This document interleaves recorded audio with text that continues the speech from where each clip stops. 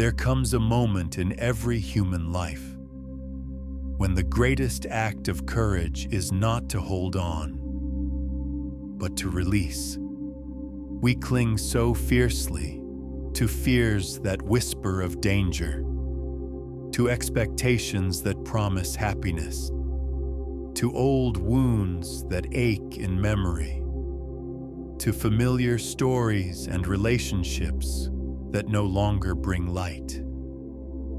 We hold them close, pressing them into our hearts, as though this grip alone could save us from being lost. Yet, paradoxically, it is precisely this holding that keeps us captive. We are bound not by chains from without, but by the invisible ties we ourselves refuse to loosen. To let go is not weakness. It is not resignation. It is the quiet strength of the river that never resists its own flow. A river does not hoard its waters, fearing scarcity.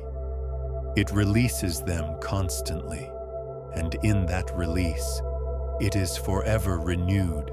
So too with the human soul.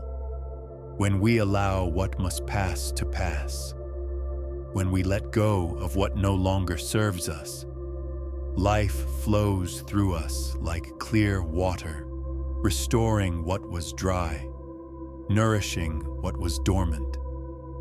Carl Gustav Jung, the great explorer of the soul, once wrote, "Whatever we refuse to accept in ourselves will rule us from the shadows." To cling to old fears, to keep alive the sting of past injuries, is to let them govern us in secret. But the moment we release them, even if only for a breath, we loosen their grip. We honor the past, but we refuse to be its prisoner. Think of the forest traveler, carrying a heavy pack on his back. Each stone within it represents a resentment, a regret, a thought that circles endlessly without peace. The load grows unbearable, yet he trudges on, convinced that without these stones he might stumble. But at the instant he lowers the pack to the ground, he discovers something astonishing. His breath returns, his stride lengthens, and the world, once muted, reveals its colors again. Such is the miracle of letting go, and yet, to release is frightening. We mistake control for security. We confuse holding on with strength. But Jung reminded us that the soul's true growth begins where the ego's grasp ends. To let go is to step into a deeper trust, a faith not in our plans, but in life itself, faith that the current knows its course, even when our eyes cannot see around the bend. The masks we wear are another burden. Society rewards them.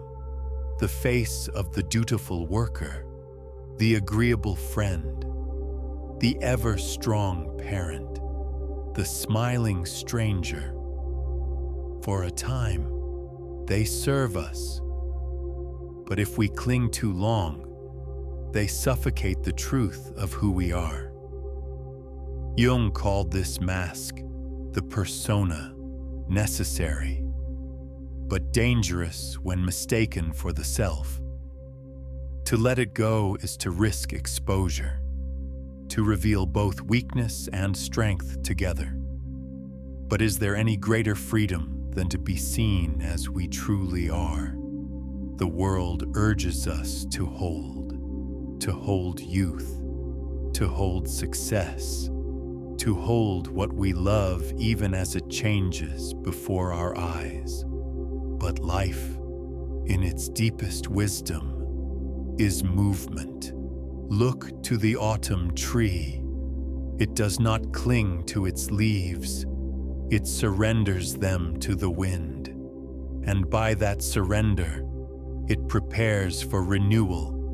If the tree resisted, clung desperately to every brittle leaf, spring would never come. So it is with us. Release is the condition of growth. But let us not romanticize it. Letting go is not always swift or easy. It is often slow, like the melting of ice, requiring patience. We return again and again to what we said we had released. We replay memories. We revive hurts. Yet each time we choose, even for a moment, to release, we move closer to freedom. The steps are small, but they accumulate. And one day, we notice the chains no longer hold. Jung believed that within each of us lives a wise old man, a great mother, archetypes that guide and strengthen us in times of trial. When we let go, we awaken these inner figures.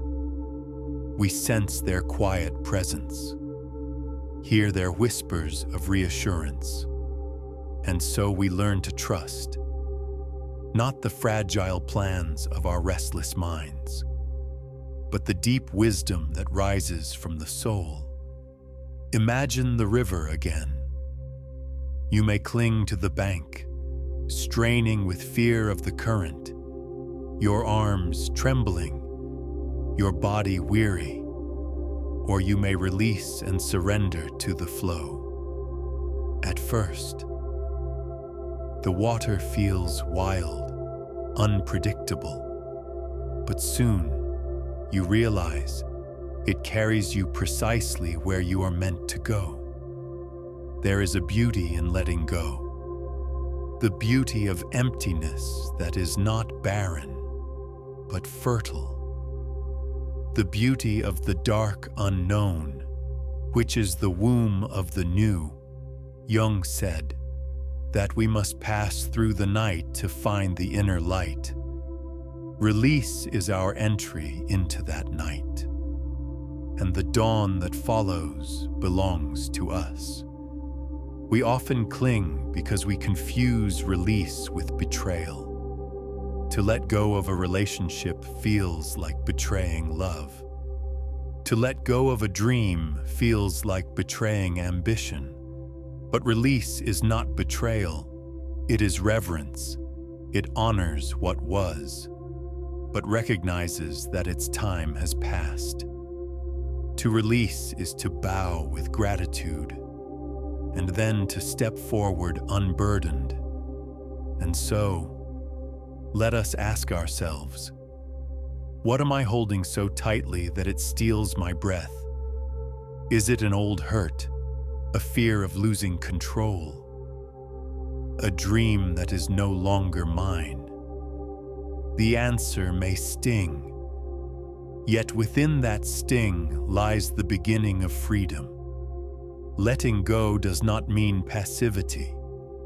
It does not mean abandoning effort or ceasing to love. It means to act without clinging, to love without possession, to work without obsession, to live without the illusion of control. This is not surrender to fate, but participation in a larger rhythm. It is alignment with the current of life. And what follows release? Energy returns. Dreams begin to speak with clarity. Symbols appear like lanterns on a dark path. Encounters with strangers unfold into moments of profound significance. Jung wrote that when we stop resisting the unconscious, it begins to guide us. And guidance, once noticed, becomes constant. Think for a moment of what you have let go in your own life. Was it painful? Perhaps unbearably so. Yet looking back, can you see that in the space of loss, something new was born? Just as only an exhalation allows the next breath, so too, only through release can life breathe into us again. Life is a rhythm of holding and releasing, of gaining and losing, of ebb and flow. To cling to only one is to lose the other. Wholeness lies not in perfection, but in balance. Jung reminded us, we are not called to be perfect, but to be whole, and wholeness arises when we embrace change, release illusion, and trust the unfolding mystery of life. To let go is to create space for the soul. The soul cannot breathe in confinement. It demands room, silence, trust. And when we give it this space, it begins to speak, sometimes through dreams, sometimes through intuition, sometimes through encounters that shift the course of our days. Letting go is an art.